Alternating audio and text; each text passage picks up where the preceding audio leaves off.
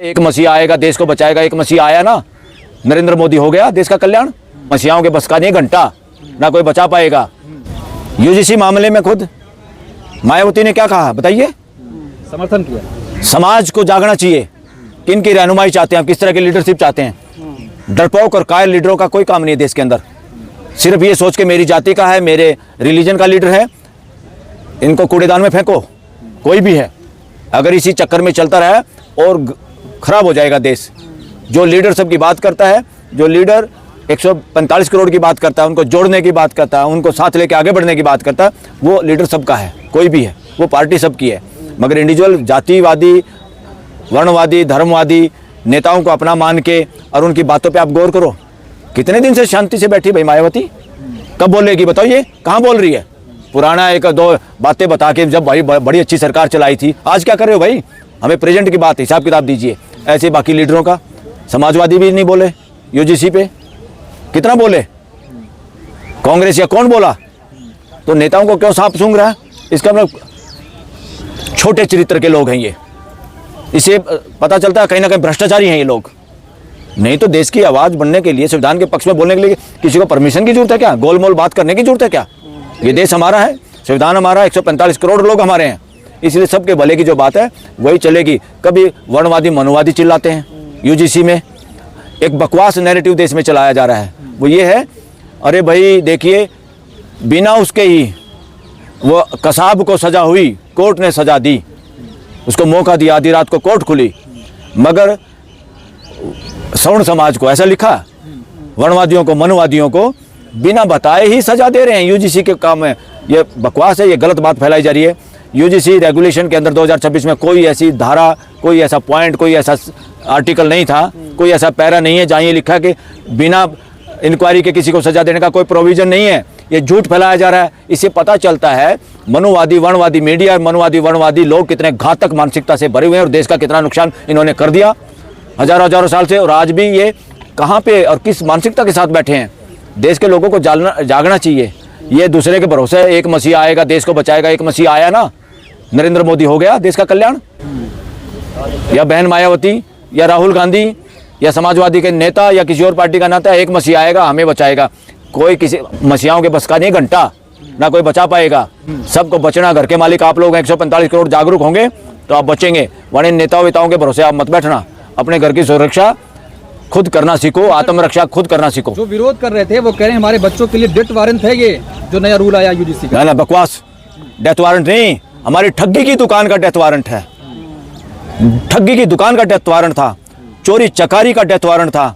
ठगी ठोरी आज तक जो कर रहे हैं, जो बच्चों के साथ वहाँ बैठ के कर रहे हैं, जिस तरह से फ्रॉड देश के अंदर चल रहा, 80 साल के बाद भी हमें वो नहीं नजर आया, हारमोनी हमें सब लोग नजर नहीं आए।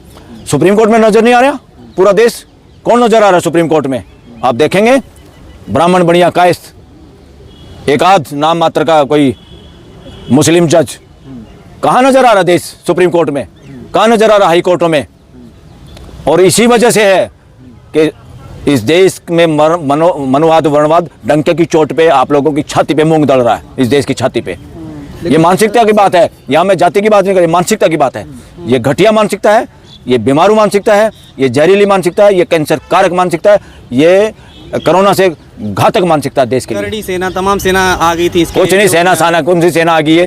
ये सब ढकोसलेबाज चंद लोग पूरे समाज को बदनाम करते हैं।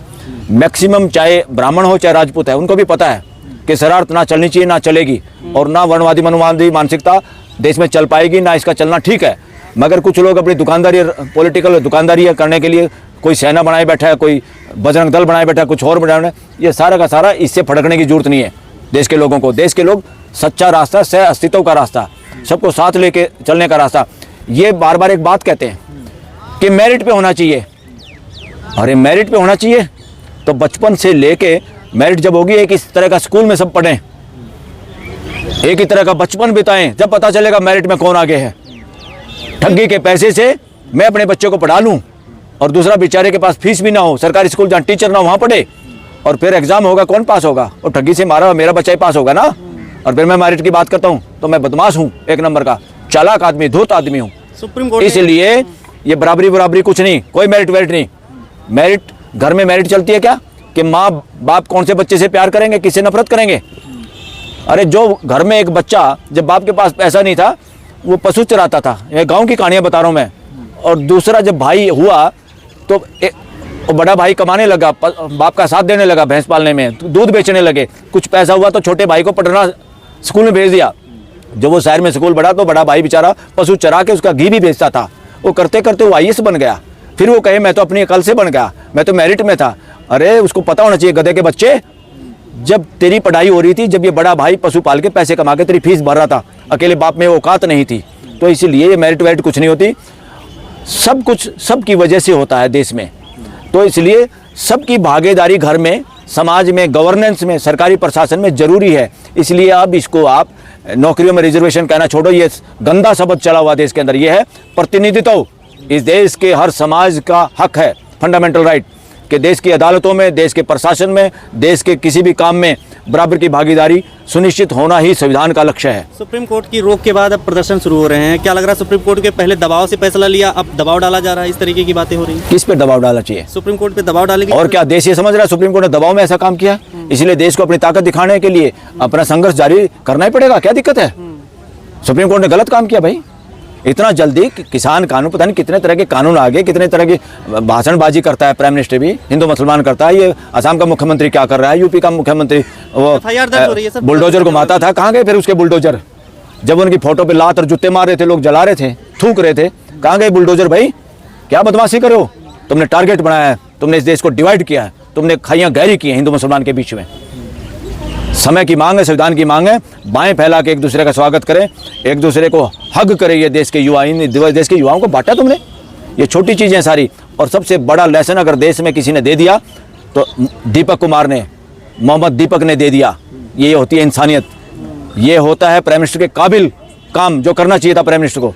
ये होता है किसी CM और चीफ जस्टिस के काबिल काम। जो ड्यूटी दीपक ने की है वो इस देश के इन लोगों को करनी चाहिए जो संवैधानिक पोस्टों पर बोझ बने बैठे हैं। जाति विहीन समाज की बात कही थी सूर्यकांत ने, जस्टिस सूर्यकांत ने, कहा अरे बातें बड़ी बड़ी छोड़ो। सूर्यकांत ने क्या कहा था?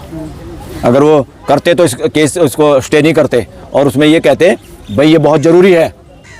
क्या आफत आ गई थी बताओ? कौन से वर्णवादी मनवादी पे केस बन गया था अब से पहले?